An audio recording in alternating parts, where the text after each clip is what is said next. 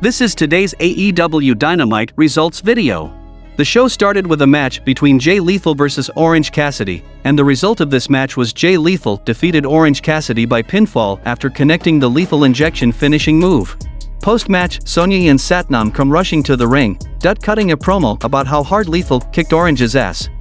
Interviews Jay about Wardlow, and Lethal tells Mr. Mayhem to come down here because he's gonna break Orange's leg with the figure 4 leg lock.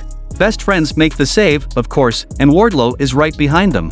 The heels run away and Sonya demands that Wardlow put the TNT Championship on the line against Jay Lethal at Battle of the Belts this weekend.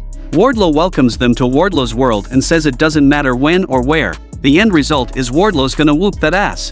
Undisputed Elite makes their entrance and Adam Cole gets on the mic.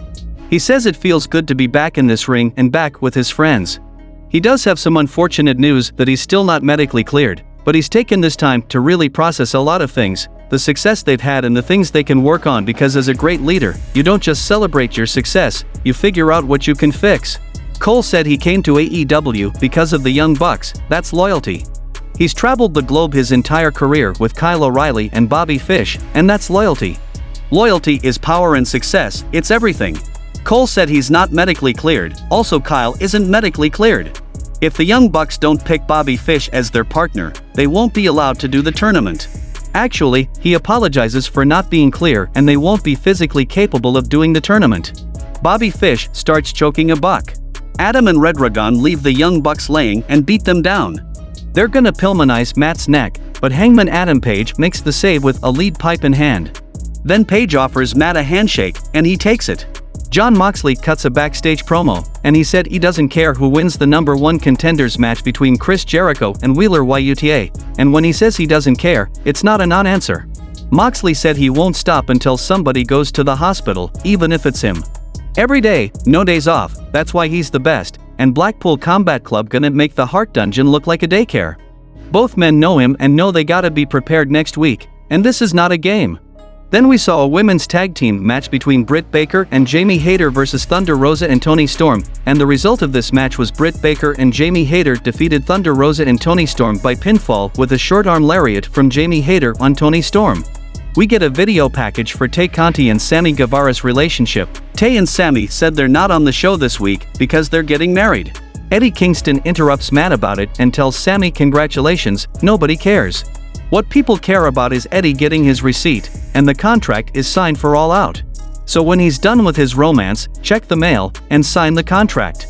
Then we saw a match between Rin Jones vs Powerhouse Will Hobbs, and the result of this match was Will Hobbs won by pinfall with a lariat, and post-match, Absolute Ricky Starks runs down and attacks Hobbs.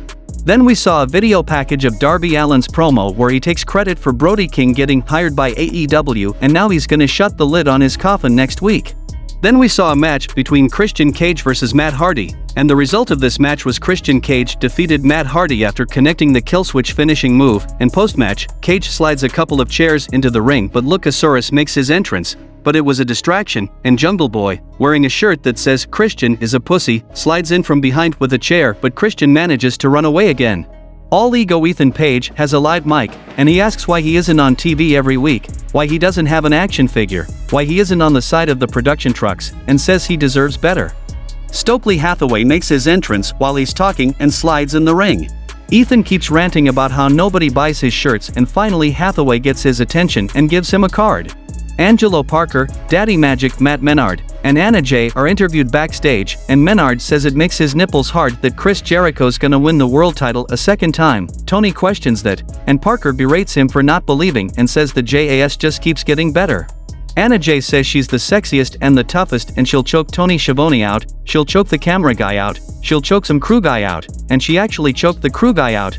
Then we saw a dumpster match between Gun Club, Austin and Colton Gunn, versus the Acclaimed, Anthony Bowens and Max Caster, and the result of this match was the Acclaimed won the match by closing the Ass Boys into the dumpster. In the main event, we saw a #1 contender match between Chris Jericho vs Wheeler Yuta for the AEW Interim World Championship, and the result of this match was Chris Jericho wins by submission with the Lion Tamer, saving his title match at Quake by the Lake. Post-match, Jericho refuses to break the hold and Jon Moxley makes the save, but Jericho Chris runs away with mic in hand, and he calls Mox out and says he just unleashed the demon and opened Pandora's box. Next week, he wants the last survivor of Stu Hart's dungeon? He wants the Lion Heart? He's got it, but he's gonna stretch the shit out of John and walk out the new AEW World Champion, you can guarantee it, and the show went off the air.